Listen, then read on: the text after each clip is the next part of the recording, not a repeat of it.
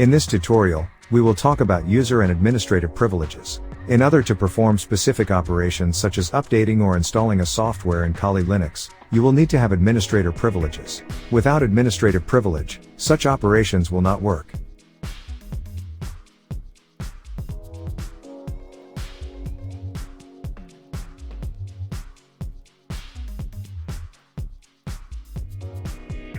To obtain administrative privilege, you will use the command. After, you will enter your password. After entering your correct password, the root user will be logged in, giving you administrative privileges. Now you can perform updates and installations.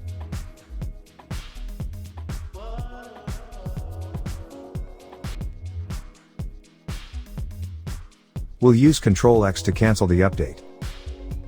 Use the command clear to clear the screen. In order to switch back from the root user, you will use the command.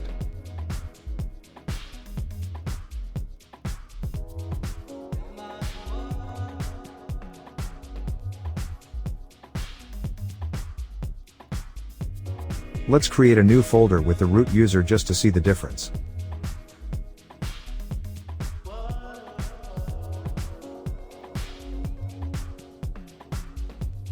You will realize there is a lock with a new folder.